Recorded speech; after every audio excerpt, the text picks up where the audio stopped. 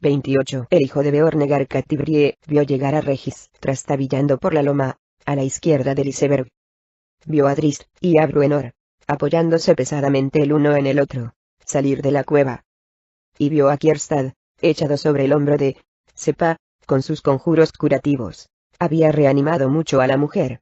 Así que la enana se sobresaltó cuando Catibrie soltó un grito entrecortado y cayó de rodillas al suelo. La sacerdotisa la miró con preocupación, y después siguió su mirada pasmada, y comprendió al punto el motivo de su reacción. Exclamó al tiempo que se rascaba la mejilla. ¿No es ese? Vulgar musitó Catibrie. Regis se reunió con los 4 hombres al borde del iceberg, y casi se cayó de espaldas al ver a quién habían rescatado de las garras del perverso Errtu. El Alfling empezó a emitir sonidos ininteligibles, y se arrojó en brazos del bárbaro. Vulgar, de pie sobre el resbaladizo hielo, y con Kierstad cargado al hombro, se desplomó hacia atrás, y faltó poco para que se rompiera la cabeza. Pero al gigantesco bárbaro no le importó. Errtu y sus malvados secuaces habían desaparecido, y era un momento de alegría y celebración. ¿O casi? Drizzt buscaba frenéticamente por toda la zona delante de la cueva, maldiciéndose sin cesar por perder la fe en sí mismo, y en sus amigos. Le preguntó a Regis, y después hizo lo mismo con Catibrie y Sepa, pero ninguno de ellos la había visto. La figurilla que permitía al Drow llamar a Genuibar había desaparecido, tragada por las oscuras aguas. Con Drizzt sumido en un ataque de angustia y frenesí, Bruenor se hizo cargo de la situación, y puso a trabajar a los amigos. La primera orden fue traer a Catibrie y a Sepa hasta el iceberg, y cuanto antes, ya que Drizzt, Vulgar y él mismo estaban mojados y medio congelados, y Kierstad precisaba asistencia inmediata de la sacerdotisa. Sobre el témpano, Sepa sacó un gancho y una cuerda fuerte de su mochila. Con la práctica de una experta escaladora, lanzó el garfio al iceberg, y lo clavó a menos de 3 metros de sus compañeros. Bruenor lo aseguró rápidamente, y después fue junto a Vulgar, que ya estaba tirando con todas sus fuerzas para acercar el témpano flotante hacia el iceberg, alando aún con más empeño al ver a Catibrie, su amor, la mujer que iba a ser su esposa años atrás. Drizzt no los ayudó. Se arrodilló al borde del hielo, y metió las cimitarras en el agua intentando iluminarla. Necesito alguna protección para poder zambullirme. Le gritó a Sepa, que a su vez tiraba del otro extremo de la cuerda mientras procuraba ofrecer alguna palabra de consuelo al angustiado vigilante. Regis, de pie al lado de Drizzt, sacudió la cabeza con pesimismo. El Alfling había echado una línea con peso en el extremo. Se había sumergido ya 15 metros en el agua, y todavía no había tocado fondo. Aun en el caso de que Sepa pudiera ejecutar un conjuro que mantuviera la temperatura corporal de Drizzt, y le permitiera respirar bajo el agua, al vigilante no le sería posible permanecer demasiado tiempo a tanta profundidad ni encontrar la figurilla negra en el oscuro mar. Catibrie y Bruenor intercambiaron un rápido abrazo en la orilla, y Sepa fue directamente hacia Kierstad para ocuparse de él. Entonces, la joven y Vulgar se encontraron frente a frente, en una situación incómoda. El aspecto del bárbaro era realmente desarrapado, con el rubio cabello desgreñado, la barba larga hasta la mitad del pecho, y los ojos hundidos. Seguía siendo gigantesco, muy musculoso, pero se advertía cierta flojedad en sus miembros, y Catibrie comprendió que se debía más a un desmoronamiento anímico que a una atonía física. Pero era Vulgar, y, fueran cuales fueran las cicatrices que Errtu hubiera dejado marcadas en él, a la mujer le parecieron irrelevantes en ese momento. A Vulgar el corazón le latía alocadamente en el pecho. Catibrie no había cambiado mucho. Quizá su cuerpo estaba un poco más lleno, pero en sus ojos de un color azul profundo seguía alentando aquella chispa, aquel amor por la vida y la aventura, aquel espíritu indomable.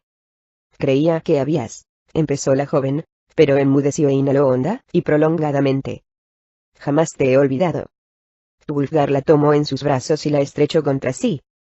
Trató de decirle algo, de explicarle que solo su recuerdo lo había mantenido vivo durante su terrible experiencia. Pero le fue imposible pronunciar una sola palabra, así que se limitó a estrecharla con fuerza mientras las lágrimas brotaban en los ojos de los dos. Para Bruenor era una imagen conmovedora, y también para Regis, Sepa y Drizzt, aunque el Drow no estaba en condiciones de asimilarla plenamente y sentir alegría. Se había quedado sin Guenhwyvar, y su pérdida era tan grande como la de su padre, como la de Wulfgar. Durante muchos años, la pantera había sido su compañera, la única en infinidad de ocasiones, su amiga del alma. Se sentía incapaz de despedirse de ella. Fue Kjerstad, al recobrar el conocimiento, gracias a la magia curativa de la enana, el que rompió el embrujo. El bárbaro se dio cuenta del peligro que corrían todavía, sobre todo teniendo en cuenta la creciente oscuridad de las nubes y la rapidez con que el corto día llegaba a su fin. Aquí hacía mucho más frío que en la tundra, y no disponían de combustible para hacer fuego. El joven bárbaro conocía un modo diferente de cobijarse. Todavía en el suelo, apoyado en los codos, sustituyó a Bruenor en la tarea de dirigir al grupo. Valiéndose de Casidea, Catibrie cortó bloques de hielo, y los demás empezaron a apilarlos, siguiendo las instrucciones de Kjerstad. Poco después tenían terminada una estructura abovedada. ¿Un iglú?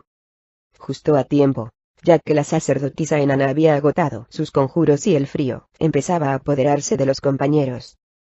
A no mucho tardar, las nubes se abrieron y empezaron a descargar una sellisca torrencial, seguida de una violenta tormenta de nieve. Pero dentro de su refugio los compañeros estaban a salvo y calientes. A excepción de Drizzt. Sin Guenhwyvar, el Drow tenía la impresión de que nunca volvería a sentir calor. El nuevo día amaneció gris, y el aire soplaba aún más frío que la gélida noche anterior. Por si fuera poco, los amigos descubrieron que se habían quedado aislados, atrapados, pues el vendaval nocturno había movido el hielo que daba tan apropiado nombre a este mar, y el iceberg en el que se encontraban se había desplazado muy lejos de los demás para cruzar al otro lado. Kjerstad, que se sentía mucho mejor, ascendió a la cresta de iceberg y, llevándose el cuerno a los labios, sopló con todas sus fuerzas.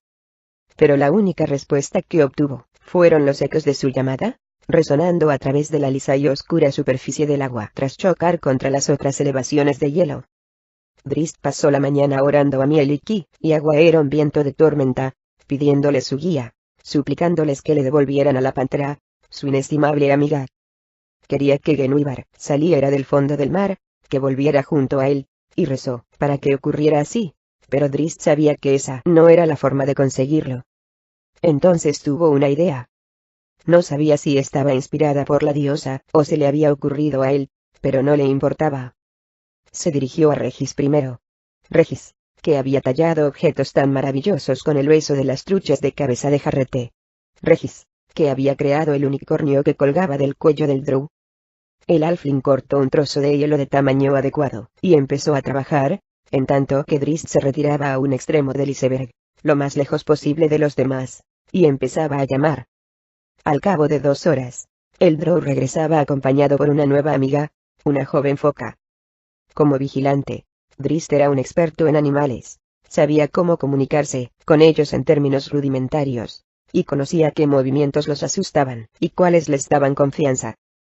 A su vuelta, se alegró de ver que Catibrie y Bruenor, utilizando un arco y una burda red tejida con apresuramiento, habían capturado algunos peces. El Drow cogió uno y se lo echó a la joven foca. Protestó el enano, y entonces su semblante se animó. Sí, haces bien, dijo mientras se frotaba las manos, creyendo entender la intención del Drow. Engorda bien a esa cosa. El gesto ceñudo de Drizzt, el más severo que Bruenor había visto nunca, puso fin a su entusiasmo. El vigilante se acercó a Regis, y se quedó sorprendido y encantado con el trabajo realizado por el halfling. Lo que antes solo era un pedazo informe de hielo, ahora se había convertido en una copia casi exacta, en tamaño y forma, de la figurilla de Onice. Habría quedado mejor si hubiera tenido más tiempo, empezó a decir Regis, pero Drizzt lo hizo callar agitando una mano. La talla era suficientemente buena. Empezaron a adiestrar a la foca. Drizzt arrojaba la figura de hielo al agua, y gritaba, bien, mientras que Regis corría al borde del iceberg y pescaba la estatuilla con la red que Bruenor había tejido. Cuando el halfling volvía con la red y la figurilla junto a Drizzt, el Drow lo premiaba con uno de los peces. Lo repitieron una y otra vez, y, por fin, Drizzt puso la red en la boca de la foca, arrojó la figura al agua, y gritó.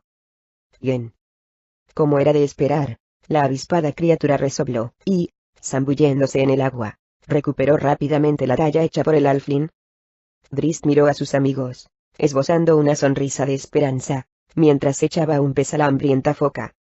Siguieron con la misma rutina durante 20 minutos, y cada lanzamiento, de la talla, llegaba un poco más lejos en las oscuras aguas. Todas las veces, la foca la recuperó sin problemas, y, del mismo modo, fue recompensada con aplausos, y, lo más importante, con un pez. Entonces decidieron tomarse un descanso, ya que la foca estaba cansada, y ya no tenía hambre. Las horas que siguieron fueron interminables, para el pobre Drizzt. Permaneció sentado dentro del iglú, calentándose junto a sus amigos, mientras los demás no paraban de hablar, en especial con Wulfgar, procurando que el bárbaro volviera de nuevo al mundo de los vivos. Era dolorosamente obvio para todos, sobre todo para Wulfgar, que todavía le quedaba mucho camino por delante. Durante ese tiempo, Kjerstad salió varias veces del iglú y tocó el cuerno. El joven bárbaro empezaba a estar muy preocupado, pues se iban alejando cada vez más de la orilla, y no parecía que hubiera forma de volver a sus hogares. Podían pescar, y la sacerdotisa enana, así como el iglú, les proporcionaban calor y abrigo, pero en pleno mar de hielo movedizo era imposible sobrevivir a lo largo de todo un invierno. Kjerstad sabía que, al final, una ventisca los alcanzaría, los enterraría en su iglú mientras dormían, o un hambriento oso blanco llegaría a su puerta. Drizzt reanudó su trabajo con la foca esa tarde, y lo terminó haciendo que Regis distrajera al animal mientras él chapoteaba en el agua con la mano y gritaba el nombre de la pantera, simulando haber arrojado la figura de hielo. La foca saltó al mar, excitada, pero aquello no duró mucho, y, transcurrido un rato, el frustrado animal subió de nuevo al iceberg y empezó a lanzar una especie de ladrido, protestando. Drizzt no la recompensó.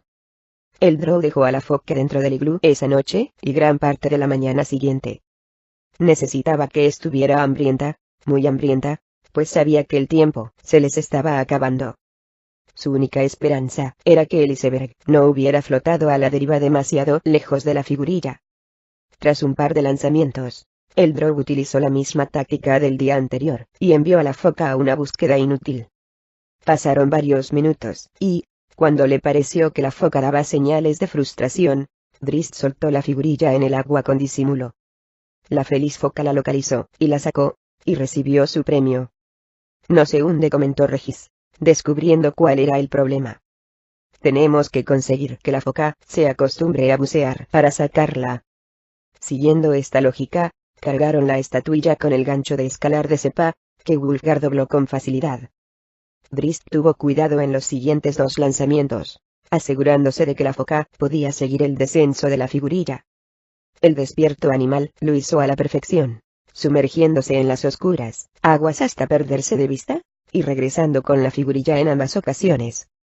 A continuación intentaron la estratagema otra vez, distrayendo a la foca mientras Drizzt chapoteaba con la mano en el agua, y todos contuvieron el aliento cuando el animal buceó y desapareció. Emergió a unos cuantos metros del iceberg, ladró a Drizzt, y volvió a zambullirse. Esto ocurrió muchas veces. Y entonces la foca emergió justo al borde del iceberg y subió de un salto, alegre, al lado de Drizzt, cumplida su misión. En la red estaba la figurilla de Guenhwyvar. Los amigos lanzaron una estruendosa aclamación, y Kjerstad sopló el cuerno como un poseso. Esta vez, la llamada del joven bárbaro fue respondida por algo más que el ego. Kjerstad miró a los otros, esperanzado, y volvió a soplar. Deslizándose sobre el neblinoso mar apareció un bote, con Berkgar de pie en la proa, y una partida de enanos y bárbaros, remando con todas sus fuerzas. Kjerstad tocó el cuerno otra vez y después se lo tendió a Wulfgar, que lanzó la nota más clara que jamás se había escuchado en el Valle del Viento Helado. A través de las oscuras aguas, Berkgar lo miró, y también lo hizo Reuhak. Fue un momento de desconcierto y júbilo, incluso para el orgulloso cabecilla bárbaro. La noche de su regreso a las minas enanas, Drizzt se retiró, perturbado por un cúmulo de emociones encontradas. Estaba muy contento, increíblemente emocionado, de tener a Wulfgar de nuevo a su lado, y de haber salido de un enfrentamiento con enemigos tan poderosos, junto a todos sus amigos, incluida Guenhwyvar, virtualmente ilesos. Pero el Drow no podía evitar pensar en su padre. Durante meses había dirigido todos sus esfuerzos para alcanzar una meta que creía lo llevaría hasta Saknafein. Había fantaseado con estar junto a su padre y mentor otra vez. Y, aunque ni por un momento lamentaba que el prisionero de Errtu fuera Ulfgar y no Saknafein, no le resultaba fácil olvidar esas fantasías. Se fue a dormir en un estado de desasosiego, y tuvo un sueño. Una presencia fantasmal lo despertó en su cuarto, y su primera reacción fue coger sus cimitarras, pero se frenó en seco y cayó de espaldas en el lecho al reconocer el espíritu de Saknafein. «Hijo mío», le dijo el fantasma, que sonreía cálidamente. Era un padre orgulloso, un alma contenta. «Todo me va bien, mejor de lo que puedas imaginar». Drizzt se había quedado sin habla, pero su expresión hacía las preguntas que había en su corazón. «Me invocó un viejo clérigo», explicó Saknafein. «Dijo que necesitabas saber lo que era de mí. Adiós, hijo mío. Quédate con tus amigos y con tus recuerdos, y ten siempre presente que volveremos a encontrarnos». Sin más, el fantasma desapareció. Drizzt lo recordó todo a la mañana siguiente con absoluta nitidez, y se sintió inmensamente aliviado. La lógica le decía que había sido un sueño, hasta que cayó en la cuenta de que el fantasma le había hablado en el idioma Drow, y de que el viejo clérigo al que Saknafein se había referido solo podía ser Caderly. El vigilante ya tenía decidido ir a Espíritu Elevado después del invierno para llevar la piedra de cristal encerrada a buen recaudo en el cofre protector como había prometido. A medida que los días pasaban, y el recuerdo de la fantasmal entrevista permanecía indeleble en su mente, el Drow encontró verdadera paz de espíritu, pues llegó a la firme convicción de que no había sido un sueño. «Me han ofrecido la jefatura de la tribu», le dijo Wulfgar a Drizzt. Era una fría y despejada mañana invernal, más de 2 meses después de su regreso del mar de hielo movedizo, y los dos amigos estaban fuera de las minas enanas. Drizzt meditó sobre esta noticia, que no lo pillaba de sorpresa, y en la mejoría física experimentada por su amigo en estos meses. Luego sacudió la cabeza. Wulfgar no se había recobrado todavía, y no debería asumir la carga de tal responsabilidad. «Lo rechacé», admitió el bárbaro. «Aún es pronto», le dijo Drizzt con voz animosa. Wulfgar alzó la vista hacia el cielo, del mismo color que sus ojos, que volvían a brillar tras 6 años de tinieblas. «Jamás lo aceptaré», manifestó. «No es mi sitio». Drizzt no estaba seguro de coincidir con esa opinión. Se preguntó hasta qué punto la negativa de Wulfgar se debía al abrumador reajuste que el bárbaro intentaba llevar a cabo. Incluso las cosas más sencillas de esta vida parecían extrañas para el pobre Wulfgar. Se sentía incómodo con todo el mundo, en especial con Catti-brie, aunque a Bruenor y a Drizzt no les cabía la menor duda de que la chispa entre los dos empezaba a alentar de nuevo. «Sin embargo, aconsejaré a Berkgar», prosiguió el bárbaro. «Y no admitiré hostilidades entre su pueblo, mi pueblo, y las gentes del Valle del Viento Helado. Todos tenemos enemigos reales de sobra sin buscar nosotros». Drizzt estaba completamente de acuerdo con él. «Comillas angulares derechas, ¿la quieres?», preguntó de improviso Wulfgar, pillando desprevenido al Drow. «Por supuesto que sí», respondió Drizzt con sinceridad. «Como también te quiero a ti, y a Bruenor, y a Regis». «No me interpondré si», empezó Wulfgar, pero lo interrumpió la risa de su amigo. «Eso es algo que ni a ti ni a mí nos corresponde decidir, sino a Catti-brie», explicó el vigilante. «Recuerda lo que tuviste, amigo mío, y recuerda que, por tu estupidez, estuviste a punto de perderlo». Wulfgar miró al Drow larga e intensamente, decidido a hacer caso de su sabio consejo. Catti-brie era la única que podía disponer de su vida, y, decidiera lo que decidiera o eligiera a quien eligiera, Wulfgar siempre estaría entre amigos. El invierno sería largo y frío, continuas y fuertes ventiscas, y terriblemente monótono. Las cosas no volverían a ser lo mismo entre los amigos. Eso era imposible después de todo lo que les había ocurrido, pero estarían de nuevo unidos, en sus corazones y en sus espíritus. Que nadie, ni mortal ni demonio, intentara separarlos otra vez. Era una de esas perfectas noches primaverales en el Valle del Viento Helado, no muy fría, pero con una brisa lo bastante fresca para poner la piel de gallina. El cielo relucía con una multitud de estrellas. Drist era incapaz de distinguir dónde terminaba el firmamento, y dónde empezaba la oscura tundra, pero eso no les importaba ni a él, ni a Bruenor ni a Regis. Guenhwyvar también estaba contenta, y merodeaba por las rocas bajas de la escalada de Bruenor. Son amigos otra vez, dijo el enano, refiriéndose a Catibrie y a Wulfgar. Él la necesita ahora, y ella lo está ayudando a volver a la vida. No se olvidan, así como así 6 años de tormento a manos de un demonio como Erdu. ¿Se mostró de acuerdo el Alfin? Drist sonrió cálidamente, pensando que sus amigos habían vuelto a encontrar su lugar el uno junto al otro. Esa idea, desde luego, condujo al Drow a plantearse cuál era su sitio.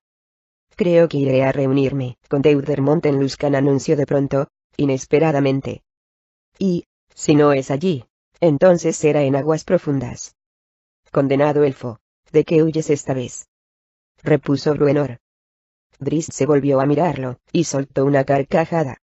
No huyo de nada, mi buen enano, replicó. Pero tengo que hacerlo, primero, porque di mi palabra, y segundo, porque es en bien de todos. He de llevar la piedra de cristal a Caderly en espíritu elevado, en la lejana Carradoon. Mi hija dice que ese sitio está al sur de Sundabar, protestó Bruenor, creyendo haber cogido a Drist en una mentira. No se va navegando hasta allí.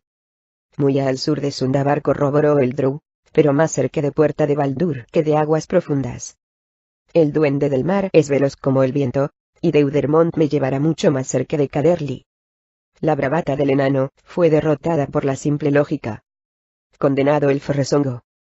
No soy partidario de meterme otra vez en un maldito bote, pero si no queda más remedio.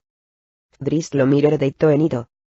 ¿Vas a venir?, preguntó. ¿Es que pensabas que íbamos a quedarnos?, contestó Regis. Y, cuando el Drow volvió su mirada perpleja hacia el Alfin, este se apresuró a recordarle que había sido él, y no Drist, quien había capturado a Crensinibon. Pues claro que van a ir, sonó una voz familiar en la oscuridad, a cierta distancia.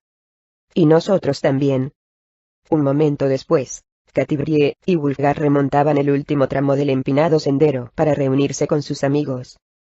Drist los miró a todos, uno por uno, y después alzó los ojos hacia las estrellas. Toda mi vida he buscado un hogar, dijo el Drow quedamente. Toda mi vida he esperado más de lo que se me ofrecía. Más que Mensober Ransan, más que unas amistades que estuvieran conmigo solo por interés. Y siempre pensé en el hogar como un lugar, y, de hecho, lo es, pero no en el sentido físico. Es un lugar que está aquí. Drist se puso la mano sobre el corazón, y se volvió a mirar a sus compañeros. Es el sentimiento suscitado por amigos de verdad. Comillas angulares derechas, ahora lo sé, y sé que estoy en casa. Pero te marchas a Carradoon, señaló Catibrie suavemente. Y nosotros con él, gritó Bruenor. Drist les sonrió, y soltó una risa alegre. Si las circunstancias no me permiten quedarme en casa, dijo el vigilante, entonces, simplemente, me la llevaré conmigo. En alguna parte, no muy lejos, sonó el rugido de Guenhwyvar. Los 6 estarían de nuevo en el camino antes del próximo amanecer.